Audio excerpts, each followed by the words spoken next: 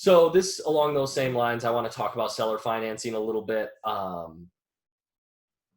This is another area where I like to be vague and soft rather than, hey, Mr. Seller, I can pay you 200 grand at 8% interest for 6 years, take it or leave it. Like, oftentimes, especially if we're talking about mom and pop storage facilities, that's either going to confuse them, and they use this in the sales world, right? A confused buyer says no. Well, in this case, a confused seller is going to say no too, and they're just going to say, no, just give me the cash.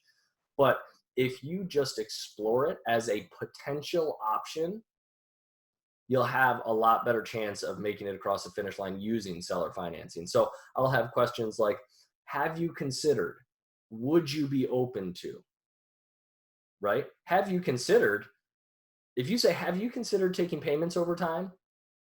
Whether they say yes or no, they haven't closed the door on you. Do you see how if they say, yeah, I considered it, well, now you're in business. If they say, no, I haven't considered it, they're not saying, no, I wouldn't consider it. They say, no, I haven't yet. And now they haven't slammed the door on you. They've just shown you what you need to address with them, the education you need to provide in order for them to consider it. Okay. So, and you can do it any number of ways. It's going to always depend on the situation, but you can ask them about, um, and listen, I'm not an expert on taxes, but have you considered the tax implications if you were to sell this for one lump sum, this year? And then you can explore that with them. And I spoke in a previous video, I think it's either on a previous recording from one of our calls or in just a separate bonus video where I talk about some of the tax advantages of seller financing. So you can check that out if you want. But the other kinds of things I like to do is if they were to say, well, yeah, I've considered seller financing. What can you offer me? Right? There's a age old adage in the negotiation world that is, he who speaks first loses. Right? So my response to that question would be, listen, I'm really open to whatever works best for you, as long as it still works on my end too. What did you have in mind? Right? So I'm always going to try to turn the question around, and I want to be doing 20 to 30% of the talking. I want them doing 70 to 80% of it. As your discussion unfolds, you'll start to hone in on the same thing again, their pain point. So what is it they need? Do they need some cash now? A lot of times, sellers will be stuck in a black and white. They'll think, let's say it's a $400,000 property that you could actually pay 400 for, and they need 100 grand tomorrow. They often will have a tendency to think that means they need all 400 now, because it's either all cash now or $1,000 a month forevermore, whatever the time frame is. But the truth is, you might be able to get them 100 grand cash and still do the remaining 300 in seller financing, and they may be completely blind to that opportunity. So that's why we're having these discussions and trying to get down to their motivation, and why we're turning over the conversation or throwing them the ball and having them fill the time with what works best for you. One little tidbit that I think would be helpful for you guys, I know it's worked well for me, is I always try to use the existing performance of the property as my benchmark. It doesn't mean you're necessarily going to get to dial into this number, but hypothetically, let's say there's a storage property that is, it's only 60% full. It's not doing nearly what it could be. It's a deal. You're interested. You want it. And they're open to seller financing, but they're kind of closed-lipped. They're decent at negotiating, so they're going to make you say a number first. Well, I would always fall back to this benchmark, and that is, what's their current profit? Let's say hypothetically they're making $1,000 a month in profits.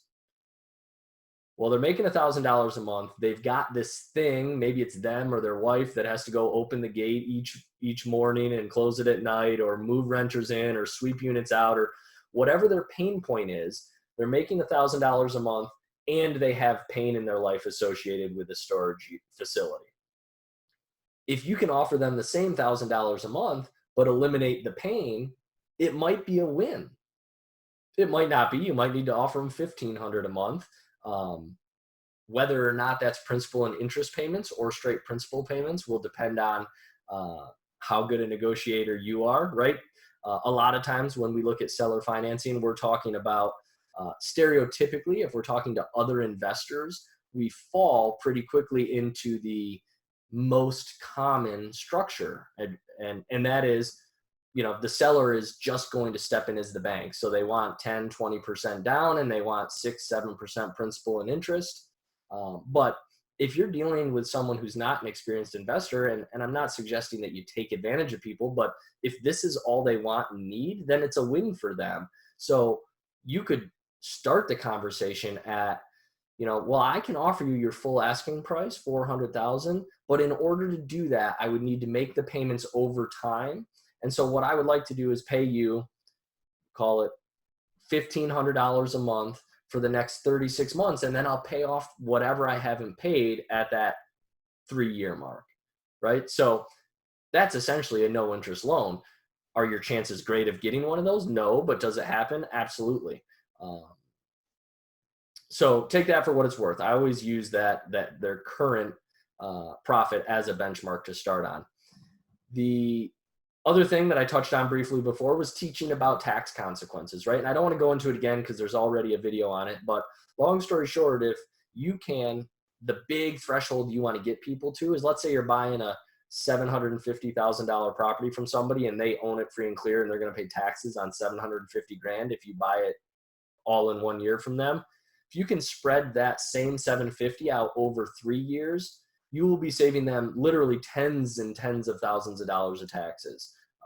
Of course, it's going to depend on their other situation, but their other income and their specific situation. But 3 years isn't a long time to wait for money if you're making tens of thousands of dollars on it. And then if you combine the tax savings with the fact that maybe you are paying them interest, you could show them that over the course of 3 years, they're going to get ultimately the $750,000 that they would get today, but by waiting 3 years, they're going to get an additional X amount in interest and save an additional amount. So maybe their, apples to apples comparison is waiting 3 years is like getting $825,000 as opposed to getting $750,000. So getting smart on taxes will benefit you in these conversations. I encourage you to go take a look at that other video. The other thing is also in last week's call, we talked about ranging them. You want to range your customers. And I feel like I just saw this today. Maybe it made its way to Facebook or something. I don't even know. But when you're talking with sellers, you should be talking in ranges. So if they say they need 400 grand, then when you respond, okay, so if I heard you right, you need like 350 or maybe even 400,000. It sounds awkward at first. The more you do it, it starts to feel less awkward and more natural. It's maybe more palatable if you're just getting into speaking in ranges, is if they say, well, I was thinking 6 to 7% interest, then you could say, okay, that's not unreasonable. I was thinking like 5 to 6%. Right? So you're agreeing on the 6%. You're just getting them away from that 7, taking that off the table, and introducing 5 as a potential interest rate as well. Okay. And then the last thing, excuse me a moment while I sip my tea here. The last thing I'm going to say, and we'll talk more about this on the next slide, is that I'm going to say 9 times out of 10, I'm going to offer seller financing, even if as we're exploring it, they say no. Now we're going to do it tactfully, and I'll talk about that. But it has benefits, even if they never end up accepting the seller financing. There's a couple things at play here. The first that I'll touch on now is oftentimes you have to ask more than once to get to the yes. So someone who's opposed to seller financing initially may very well come around throughout the course of your conversation. Sometimes our conversations are happening quickly because there's a lot of, we have a high degree of interest in the deal and we're close on their, we're close to coming to an agreement.